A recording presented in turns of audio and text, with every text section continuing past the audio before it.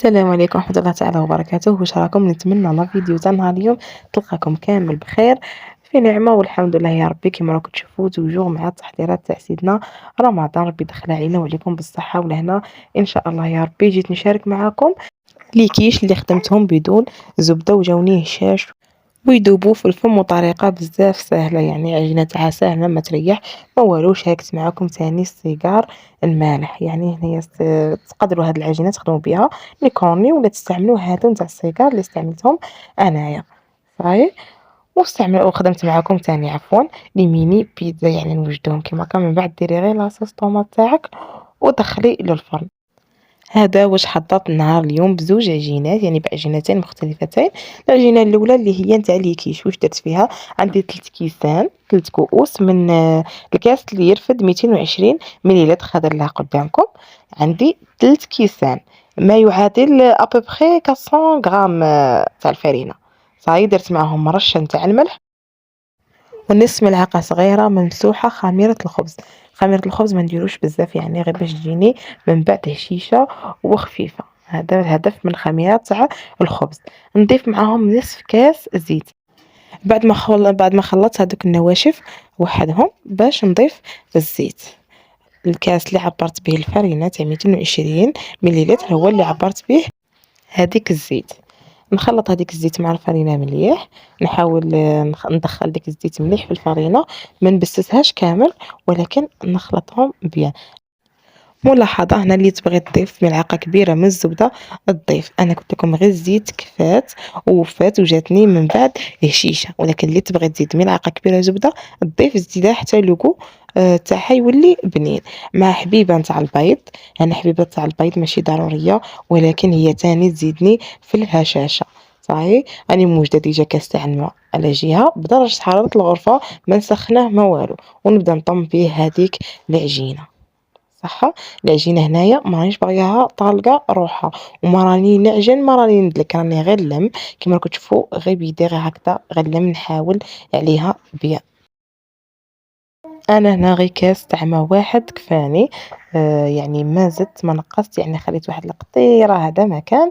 العجينه تاعي مانيش بغيتها طالقه روحها، هي ديجا غير تتلم تجي طريه كيما راكم تشوفوا القوام تاعها في لا فيديو. وكل وحده فرينتها كيفاش دايره، كاين اللي تشرب لها الماء اكثر من هكا، كاين اللي قل من هكا.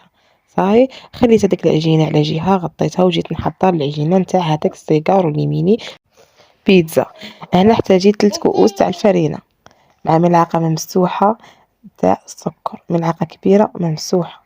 عندي نصف ملعقه صغيره خميره الخبز، وبلا ما ننسى طبعا الرشه نتاع الملح. صاي نضيف معاهم بياض حبة بيض. هو ماشي ضروري هاد البياض تاع حبة البيض، ولكن الصفار نحتاجه من برا، اذا البياض نديره للداخل باش ما يمشيليش. هكذاك نخلط هاد المكونات مع ربع كاس نتاع الزيت، كاس تاع 220 مليلتر. خولي نعبر بيه الفرينة والزيت. صاي نبدا نطم في هاد المكونات ونجيب كاس ماء درجة حرارة الغرفة نبدا به نلم به، ومن بعد نضيف اذا خصني.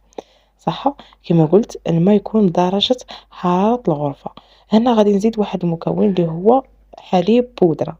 تبغوا ديروه صح، ما تبغوش ديروه تاني عادي جدا، ولا تبغوا تلموا العجينه تاعكم بالحليب تاني تجي بزاف خفيفه، من بعد يجي فيها كولير بزاف شباب. انا درت هنا الحليب بودرة، درت قيس ملعقه صغيره حليب بودرة. صاي كيما قلت ماشي ضروري، يعني ضفته غير باش من بعد لاكولير تجيني بزاف شابه، كما تقدروا تطموا العجينه نتاعكم بالحليب. حتى لهنا نتمنى يكون كل شيء واضح. هنايا راني زدت كاس تاني تاع الماء، بديت نلم فيه العجينه تاعي اللي راني بغيتها تكون طريه وخفيفه بزاف، يعني تكون تلصق في اليد. صح تشوفوا معايا القوام تاعها، شوفوا كيفاش يجي تجي تلصق في اليد، ما تخافوش منها من بعد حتى تخدم نورمال، يعني ما غاديش تغبنكم. نولي العجينه الاولى اللي خدمتها، العجينه الاولى اللي خدمتها نتاع لي كيش ما تحتاج تروبوزي. صح نقدر نخدموا بها ديريكت. انا كي بغيت نوجد العجينه الاخرى باش درتها في ساشي وخليتها على جهه بيد ما نوجد العجينه الثانيه نتاع لي ميني بيتزا وهذاك السيجار. يعني قيس 5 دقائق ولا 6 دقائق، هذا ما كان، هذا ما خليتها نحلها مباشرة. وراني موجدة ليمون تاوعي تاع ليكيش الشكل اللي تبغوا نتوما، الليمون اللي متوفرين عندكم كما تقدروا ديروا حبة كبيرة نيشان، يعني حبة تاع ليكيش كبيرة في مول كبير. السمك نتاع العجينة يكون نصف سنتيم حتى ل3 مليمتر. صاي، نتمنى يكون واضح في الفيديو، راني وريتكم كيفاش يكون. وهاد الطريقة اللي استعملتها أنا، نحل العجينة ونحط ليمون ونحط فوقهم العجينة، يعني ساعدتني باش من بعد يجوني كامل نفس السمك. هذا ما كان كما تقدري ديري ديبول وتخدمي بالوحدة عادي، يعني تشكلي ديبول وكل وحدة تخدميها وحدها وتسويها في المول. ولكن هاد الطريقة كما قلت تخلي لي السمك نتاع العجين كامل كيف كيف.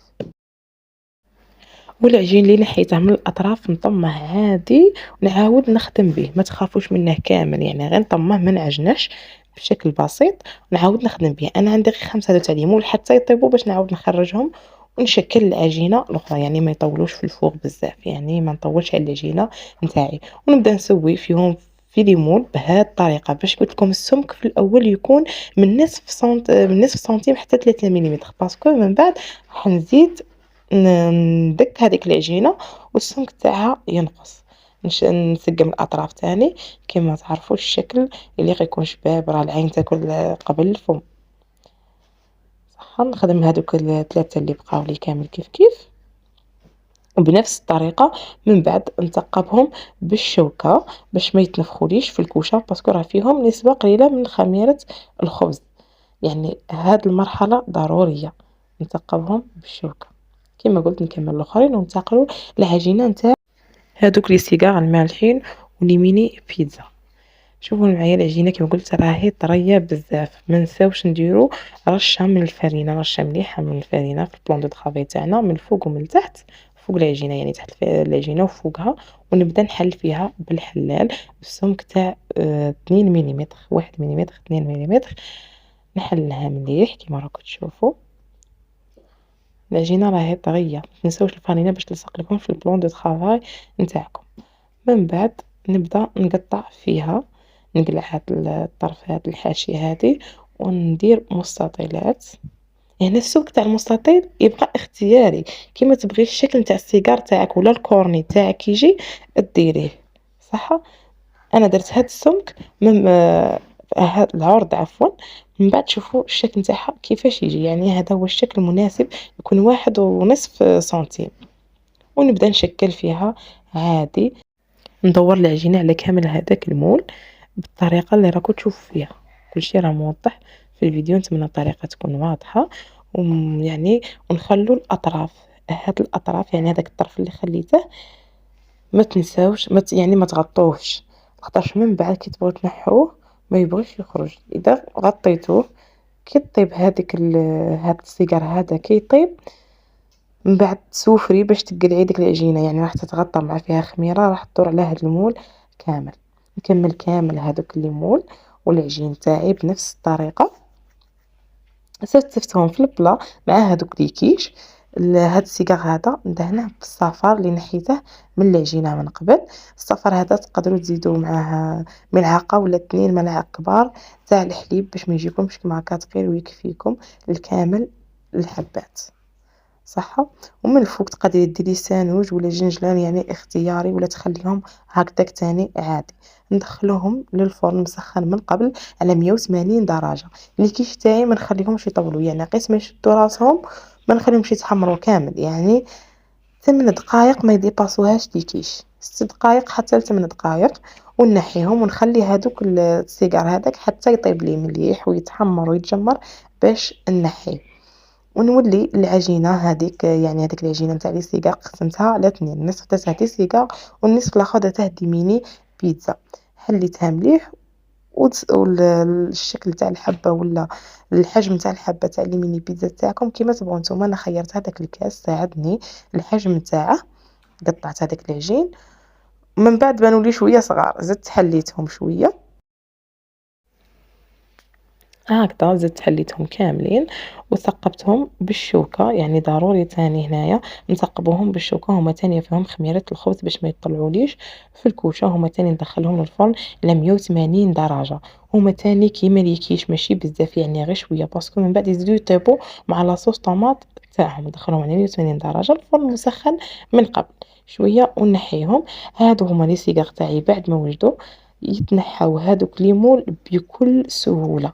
يتنحّاو بالخف، بغيتو ديروا هادو لي صغار ولا لي كورني عادي. وهنايا كلش واش حضّرت معاكم راه واجد، شوفوا معايا لي ميني بيتزا كيفاش يجوا خفاف ورطبين، راهم طايبين نصف طياب من بعد يكملوا كيما هُما كيما الكيش طياب في الفرن مع الحشوة نتاعهم ولا لاصوص طوماط، تاني هادوك لي كيش جاو بسمك مناسب والله العظيم يجوا يشاشوا غير بالزيت، ولي صغار كذلك راكم تشوفوا بعينيكم يعني، خليهم يطيبوا مليح ونخرّجوهم من الفرن، وأنايا اختاريت ندير حبّة كبيرة نتاع لي كيش كيما هاكا. هاد الصوالح كامل يبقاو أذواق، نتمنى راه الفيديو النهار اليوم تنال إعجابكم وتشاركوه مع الأصدقاء تاعكم، دمتم في رعاية الله وحفظه، السلام عليكم.